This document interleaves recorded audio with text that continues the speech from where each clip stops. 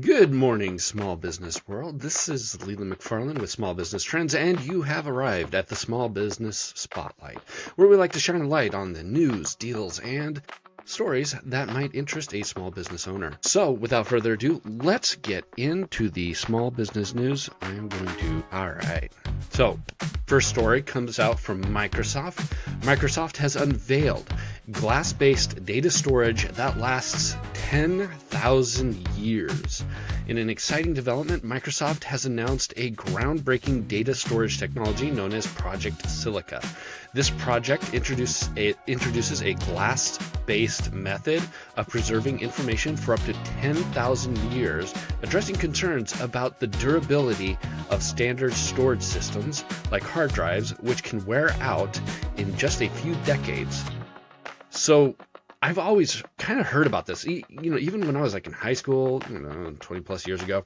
I've heard about the idea of using glass or something of the sort to be able to make more large scale. It wasn't necessarily an idea of being able to have data for 10,000 years, but I've heard of, kind of like crystal based or something like that kind of storage for big types storage capacities, more so than longevity.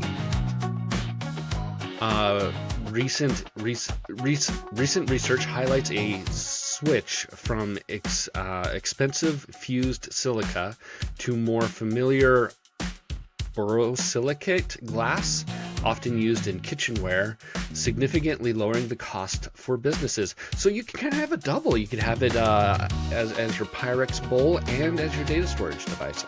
I like that. Researchers explained that they have improved the speed and simplicity of data retrieval with a new technique that uses a single laser pulse, streamlining the process. This allows for easier and more affordable access, benefiting small operations that rely on keeping secure long-term records. And it goes on to talk about how they've tested this by immortalizing a Superman movie in this new type of data storage, which it's kind of funny, since if you know, you know. Anyways, my worry: 10,000 years in the future, you've got this wonderful technology. How are they going to retrieve? Is the knowledge going to be there to be able to retrieve the data? The data's there, yes. And, if something cataclysmic were to happen, or just all knowledge of what went into this is gone, will they be able to return this? 10,000 years, that's impressive. I don't know if it's practical in the long run. Next up, Small Business Energy Survey. Small business owners struggle with rising energy costs from this new survey from the NFIB. Okay. In a new survey from the National Federation of Independent Businesses, or NFIB, small business owners are reporting major struggles with rising energy costs. Approximately 80% of these owners say that energy expenses significantly impact their business operations. NFIB Research Center Executive Director Holly Wade emphasizes that small businesses are particularly hit hard and have limited options to control these costs. As a result, many owners are forced to lower profits or raise customer prices, with 58% and 52% of respondents respectively choosing these routes. The survey also highlights key factors driving energy costs. Heating and cooling systems carry the highest expense, followed by equipment and vehicle use. Despite recognizing the importance of energy efficiency, particularly when buying new vehicles, many owners are slow to switch to electric or hybrid models due to upfront costs. I have another story down the line about that, so stay tuned. So power outages are another concern affecting 2/3 of small business owners, primarily due to equipment failure rather than storms. Many are considering investing in backup systems like generators to enhance reliability. I get it. My power cost has gone through the roof, and I live near a data center, so I could kind of blame that a little bit. Maybe, I don't know. But it does hit hard, and upgrading systems that are more effective. You know, buying a hybrid car is expensive. Buying an electric car is very expensive. And upgrading your systems to be more efficient, it costs money. It costs a lot of money. And oftentimes, small business owners are on a very slim budget, and right now interest rates are not that good for upgrading or taking out a loan to be able to upgrade these systems.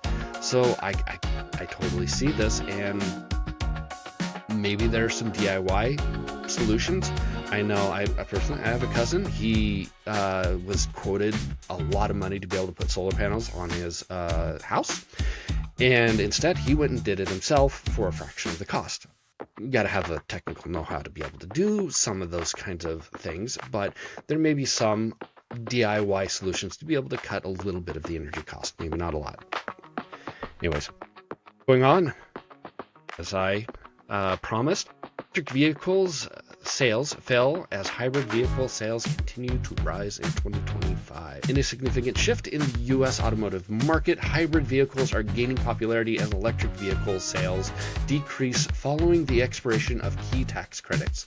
Recent data show that hybrid, battery, electric, and plug-in hybrids made around 22% of the light-duty vehicle sales in 2025, an increase from 20% in 2024. Gold Dyer from the U.S.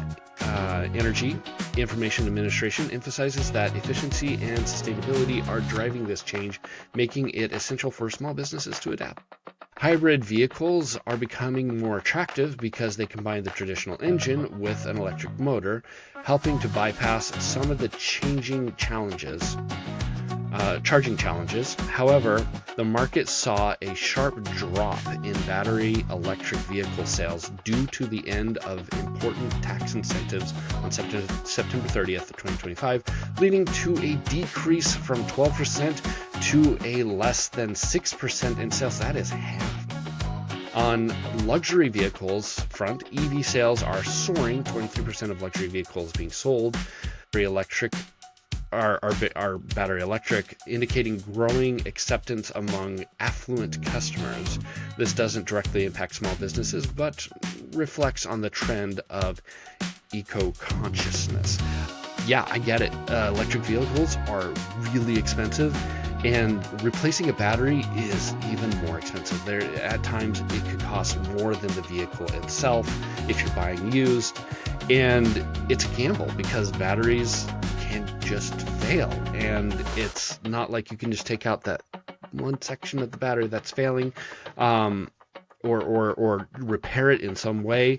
Oftentimes it is a straight replaceable, and it's thousands, tens of thousands of dollars at times, and it's that fear. It's that fear of, well, if I'm going to get this, how long is it going to last? I've heard those stories, and there are some that are better than others. And I have a hybrid vehicle, and I love it. It's small battery, so if it ever needs to be replaced, it just gets replaced. I love it, but we'll see what kind of goes on later. See how things even out, because you got this immediate removal of tax credits. Down the line, it might be different. Who knows? Next up, of the site, Zoho marks 30 years with 1 million paying customers and growing SMB demand. Zoho Corporation is celebrating its 30th anniversary by announcing a significant milestone. It has surpassed 1 million paying customers and 150 million users worldwide. The company reports a robust 32% year-over-year growth in customers and a 20% revenue increase in 2025. The growth highlights a rising demand from small businesses for integration software solutions that can streamline operations. Kedar Venbu, Zoho's co-founder, emphasizes the company's commitment to delivering customer value, positioning itself as a unique player in the software industry by being bootstrapped and developed entirely in-house. Completely. Customers from various sectors include manufacturing. Customers of theirs from various sectors include healthcare, manufacturing, shared their success stories. I have an article on small business friends about all of this, please go check it out. It's amazing what they've been able to do. I've been following Zoho for many years, and congratulations Zoho for hitting that 30-year mark, a million paying customers. Congratulations. And if you haven't checked them out, go check them out. They're a great solution for a small business. They are very affordable, and they come with a lot of features. It's really hard to go and find anywhere else for if you're a solopreneur, to be able to find or just a small team. What was it, $45 or $50 a month, to be able to find a software solution that is so cheap, that gives you so many apps. Truly amazing. Go check them out. All right, on to the next section of deals. So first up, we have a deal from moo.com. Moo, if you're unfamiliar, is kind of like Vistaprint or a print shop where you can get cards, business cards, or printing flyers, posters. I've seen water bottles and such. And they have a 20% off of pretty much everything. And I believe this is for new customers. So if you haven't heard from them, I guess that's a good thing, because now you can actually try them out and be able to get 20% off of everything that they have at moo.com. I'll have the link in the description. All right, from Microsoft, we have 50% off of Microsoft 365 Premium. Really good deal to be able to $200 to $100. Awesome deal.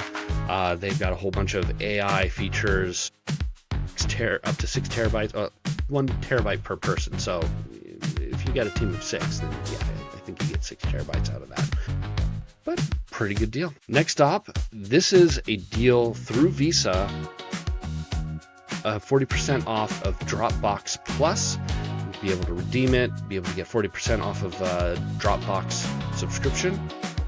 I'll have, again, the link in the description.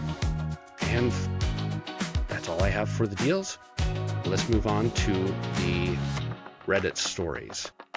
So, spent more on a conference than I meant to. Now I am second guessing it. This comes from Character Maximum.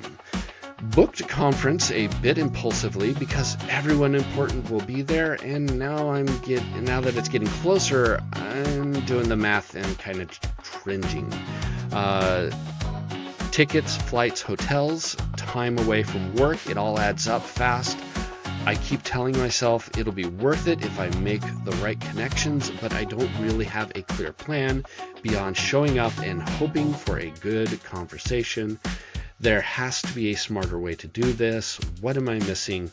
Plan everything. You've spent the money, and unless you have the ability to refund, I don't do it. They charge a lot more to be able to refund your tickets. I don't usually do it. So if you're in that boat, totally understand. What I would do is plan everything accordingly. Go to LinkedIn, go to other social media channels that your sector is usually in, and find people that are going to be there. Set up meetings, set up talks with people. Try to find a solution. Try to find that right amount of people that could help your business. Don't go in blind hoping for the best.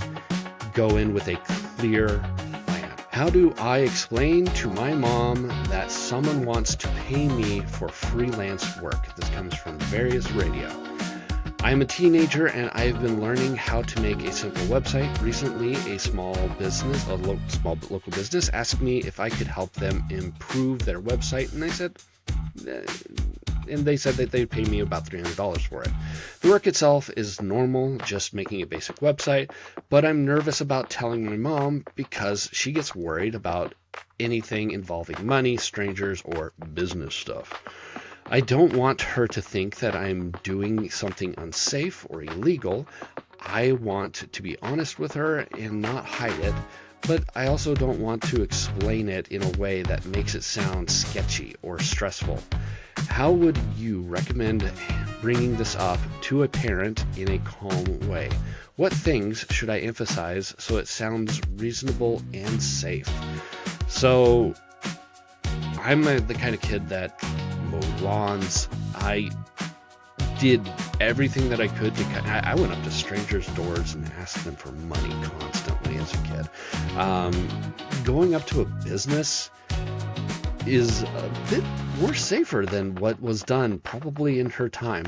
So I would just kind of equate it to that. Oh, it's kind of the same as if I were to just be a dishwasher at a local business, or I'm mowing lawns or babysitting. Those are all similar activities. It's just I'm doing a little bit of website work. It's a little bit more higher, a little bit more of a skilled labor, but it's still that kind of work. And I will just equate it in that way and say that, we're meeting in public places, we're not doing anything sketchy or anything like that. Just, and I'm going to get $300. It's going to be through a check. It's not cash or anything like that. Well, maybe it is cash. I don't know. There are ways to just kind of equate it to, well, this is kind of the new mowing the lawn. This is the new kind of babysitting. I'm just helping people with their website. It's nice. It's safe. Next up. I got a dump trailer and now I can't keep up with the requests and I'm not organized at all. So I started a side hustle about 6 months ago, just one dump trailer, only after work and on weekends. Now I easily get 3 to 5 jobs a day when the weather is good and I'm getting lost between calls, WhatsApp messages, and random notes on my phone. I've already messed up the times with clients twice, and one time I got to the landfill at 4:55 when they close at 5 o'clock. Fully loaded just because I stacked 3 pickup jobs, one on top of another. I don't want to turn down jobs, but at this pace, I feel like I'm going to crash it. How do I stay organized when it's just a side hustle, but it starts to look like a full-time job? Excellent question. Software is going to be your biggest help to be able to organize your clients, to be able to organize your dump runs, even payments. Mentioned it, I think, before. Zoho Solo is actually a really good option for this. It's very inexpensive, and if it's just you can be able to manage your clients, be able to have them all in there, contacts, information, and then also your scheduling for your times, and then be able to invoice them and even charge them at that point. And if not Zoho Solo, there are a lot of other options out there. I just mentioned that one because I'm very familiar with it and I've played with it a little bit. Really good tool. But software is going to be your biggest savior, even as much as just a calendar app. Pull up Google Calendars and work with that. And then work within set times and try to make sure that you're not going to be hitting the dump 5 minutes before it closes and have to hold on to all that trash overnight. But you can do this, worked well. So how do I grow a secondhand business when everything you find only exists once? This comes from Best Chemist. Been selling on vintage for a while now, and things have picked up way more than I expected. My niche is pretty specific. I only list stuff that has actual character to it, like pieces that feel like they have a past life, not something that rolled off the factory lines last week. People have started following my shop specifically for the curations, which is cool, but also stressful because there's this expectation to always have new stuff that matches their vibe. Well, the vibe. Problem is, I'm spending an absurd amount of time hunting for inventory and coming up basically empty half of the time. I'll find the perfect worn-in Levi or some incredible 80s blazer, and it's a single item, sold within days. Then I'm back out there searching again, like some kind of vintage bloodhound.